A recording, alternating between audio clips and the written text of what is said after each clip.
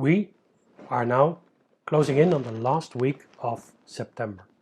And the last week of September, that is the week of the Oktoberfest. And in the last presentation, I told you a little bit about inflation, and that inflation actually is theft, and that prices are going up and up and up, and everything is getting more expensive every time. Everything is getting more expensive every time. So let's have a look at the beer prices of the Oktoberfest, because it's really interesting. On the website of the Oktoberfest, they have from 1860 till now all the prices. Although this year, sadly enough, the Oktoberfest is cancelled due to the coronavirus. But let me show you a bit about the Oktoberfest. Here in this figure you see all the prices from 1860 up to 2020. And I just put in the coin units without any inflation calculation or corrections. It's just the amount of coins for every coin system that you had to pay for a beer. And the first part is the Reichsmark. It was a golden coin. Then you have in the 1920s, you have the paper mark. It was where the inflation was like mad. And after that you had again a gold-backed mark. Then you had the Deutschmark, which was started by the Americans after the Second World War, actually, and then you have the euro. And interesting enough, in the 1920s, this price went so much up that the last 2 years, 1923 and 24, the Oktoberfest was simply cancelled due to nobody could afford a beer anymore. And just to have an estimation, in 24 a beer would have costed about 1 billion marks. 1 billion being a 1 with 12 zeros. And the funny thing is, after this hyperinflation, it was decided to keep in Germany the amount of money stable. And funny enough, in one of the discussions somebody said like, inflation is something that we have to live with, we cannot steer. Well, here you can see that if you keep your money supply on the same level, you can actually keep prices constant.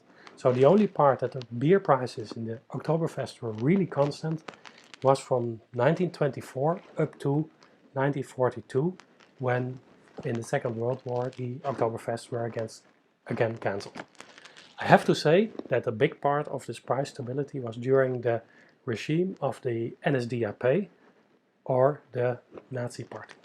So the quite strict tyrannical system. But if you look at this figure, you see that in all the other systems the price is going up, slowly or incredibly fast. Very interesting. So, if you now look at the period from 1969 till 2020, this is the period that I showed in the last presentation, the evolvement of, or the development of the minimum wages in the Netherlands and the housing price. And if you recollect, the minimum wages went up a factor 6, the housing price went up a factor 9 for rent, and it went up a factor 15 for sales prices. So the last 51 years, if you are earning a minimum wage, your buying power is totally destroyed in this housing market. And if you look at the beer prices, the same thing happens. While the minimum wages in the Netherlands went up a factor 6, you see that the beer price in the Oktoberfest in Munich went up by a factor 8. So everything seems to get more and more expensive. But everything, just have a look at the flights from Amsterdam to Munich. If you want to go to the Oktoberfest, you have to buy an air ticket or by train. But the nice thing is, I have, and this is really cool, a folder. This is from October 1970, all the prices of the KLM flights. And in that time they didn't have this flexible pricing system, so they fixed every half year, they fixed their flight prices. And the cool thing is, if you look in this folder, well, I'm going to tell you because I can't show it here, was 282 guilders. A return flight to Munich in the month of October. And if you look now on the internet, you find that the return flight to Munich is 99 euros.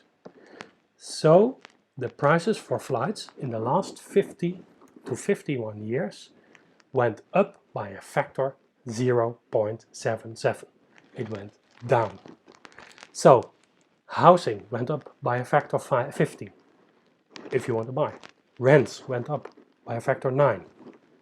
The Oktoberfest prices went up by a factor 8, but the flight prices went down with 23% in the last 51 years.